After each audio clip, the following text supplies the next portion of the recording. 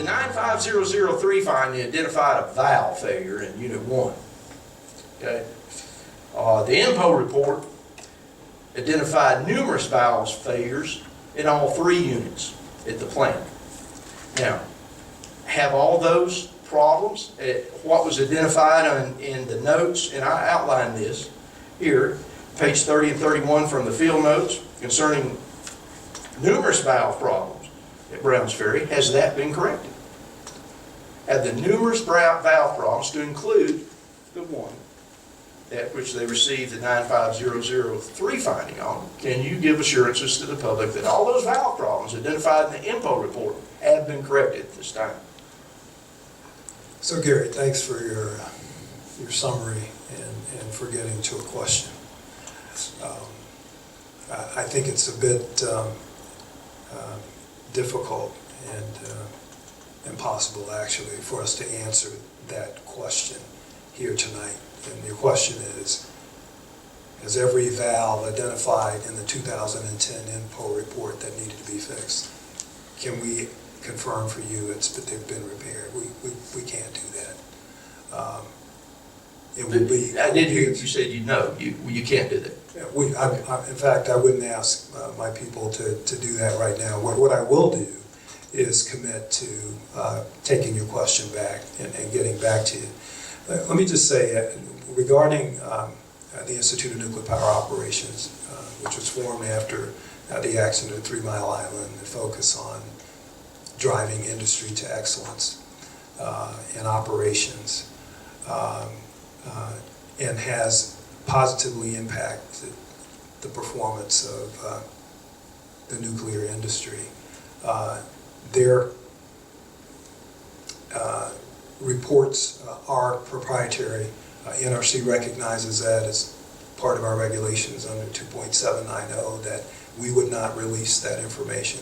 Having said that, NRC also maintains a memorandum of understanding with the Institute of Nuclear Power Operations that makes it very clear that if ever, whenever any issues affecting safety are identified in any INPO inspection, INPO evaluation rather, that information will be made available in a timely manner to the NRC. And also the resident inspectors have an opportunity to review those reports. So does the branch chief reviewed the INPO report, and I even, because they're right up the street, their headquarters can look at reports as well.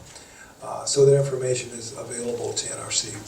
The reports are, and in particular when a matter is discovered that affects safety, they would bring that to our attention as well. So I feel confident that matters that affect, that INPO has identified that have or could affect safety are promptly brought to our attention, and we respond to them. But we will take your question back and get back to you. Okay? In just a little bit more detail, it's not just made available to us, we're required to review it. Dave is required to review it within how soon after it's issued? A couple of months. It usually takes about 6 months to come out, but yeah, a couple months after that. He's required to review it, and we document that review. And when he's reviewing it, he's looking for any safety issues that are in that report that we need to deal with now, or any that we weren't aware of. But again, in the INPO MOU, any matters that are identified that affect safety, they would bring that promptly to the NRC's attention. It wouldn't take 6 months to do that. And that's happened? That has occurred? Just to be clear, make sure I understand your question. With regard to the 2010 evaluation, there were no safety issues that were brought to the NRC by INPO in 2010. No safety issues. Then I got to tell you, gentlemen, that's disturbing. Because I'm looking here and seeing the most problematic finding of this whole thing is safety culture and management failure. You know, and it goes across multiple scrams. Unidentified dry well leakage, increasing, continuous. Radiological safety, continuous problems. Equipment reliability, inhibited by supervisors and management. I'd say that's some pretty serious problems there now. And that not to be dealt with, And I'm taking some of what Mr. Paulson said, and the gentleman here from TVA, some of these issues are being addressed. That's appreciated. But, there's this big question in my mind.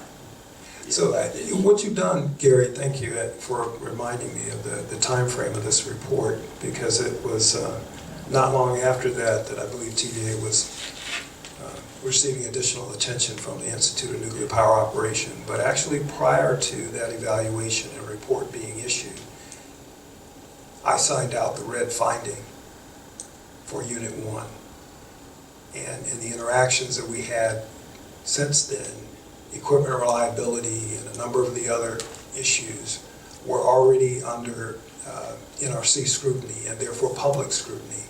So while you probably very accurately identified some safety significant issues in there, none were a surprise to us because we had already identified it, we NRC had identified it, and we had again started the increased engagement by virtue of the plant being in column 4 of the action matrix. Okay. Let me pause you there. It seems natural, and also I'm getting worse. There are two other ways.